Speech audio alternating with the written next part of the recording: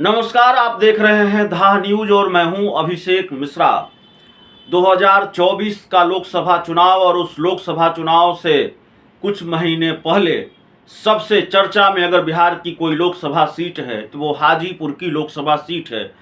सबसे चर्चा में अगर किसी सीट पर दावेदारी या किसी सीट को लेकर टकराव है तो वो है हाजीपुर की लोकसभा सीट को लेकर टकराव। और टकराव एनडीए के ही दो दलों के बीच में, एनडीए के ही दो बीजेपी के ही दो सहयोगियों के बीच में चाचा भतीजे का टकराव चरम पर है। चाचा भतीजे की बात लगातार हो रही है हाजीपुर सीट को लेकर।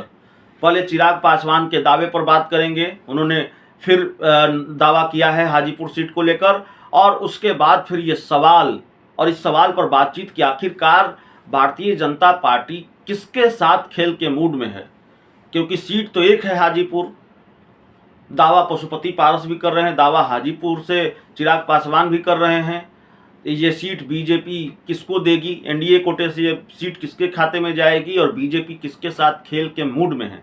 क्योंकि ऐसा लगता है कि बीजेपी ने भी अपने पत्ते इन सहयोगियों के बीच नहीं खोले हैं।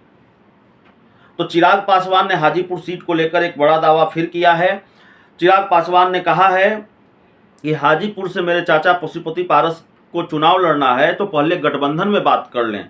हाजीपुर सीट पर दावा करना है तो पहले एनडीए के शीर्ष नेताओं से बात कर लें, फिर कुछ दावा करें। चिराग पासवान ये कह रहे हैं।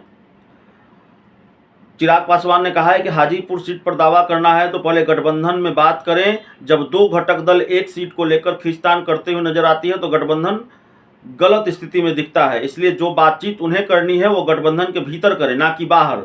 जब गठबंधन से आपको ग्रीन सिग्नल मिल जाए तो आप पूरी तरीके से दावा कर सकते हैं। मैं हाजीपुर सीट पर दावा कर रहा हूं क्योंकि मैंने गठबंधन में जाने से पहले इन सारी चीज़ों पर बात कर ली है। आज अगर मैं ऐसा बोल रहा हूं तो गठबंधन ने मुझे इसका अधिकार दिया है। और उन्होंने कहा कि चाचा का जो लहजा है वो गलत नहीं है, वो हमारे चाचा हैं, इसलिए उनका हक है कि अगर मैं कुछ गलत कर रहा हूं तो हाथ उठा सकते हैं। तो चिराग पासवान ने सबसे बड़ी बात हाजीपुर सीट को लेकर जो अब कही है वो ये कही है कि मैंने एनडीए में शामिल होने से पहले बात कर ली है।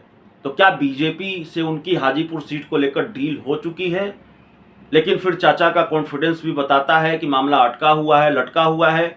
चाचा पशुपति पारस कह रहे हैं कि दुनिया की कोई ताकत उनको हाजीपुर सीट लड़ने से नहीं रोक सकती है। हर हाल में वो हाजीपुर सीट से लोकसभा का चुनाव लड़ेंगे। तो इसीलिए सवाल है कि भारतीय जनता पार्टी क्या किसी एक के साथ खेल करने जा रही है और बीजेपी के खेल का शिकार कौन होगा, चिराग पासवान या पशुपति पारस? सीट एक ही है, दावा दोनों का है। बीजेपी ने चुप्पी साध रखी है और चिराग पासवान अब दावा कर चुके हैं कि उनकी डील बीजेपी से हो चुकी है, वो बात करके एनडीए में आए हैं। और पशुपति पारस पहले गठबंधन के अंदर बात कर लें।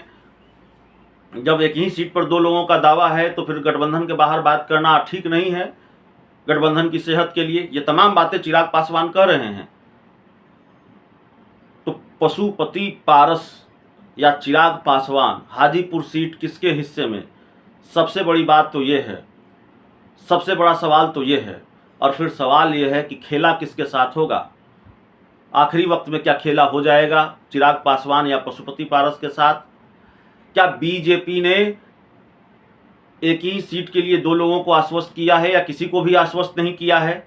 न चिराग पासवान को, न पशुपति पारस को। फिर चिराग पासवान ये दावा कैसे कर रहे हैं कि बात हो गई है?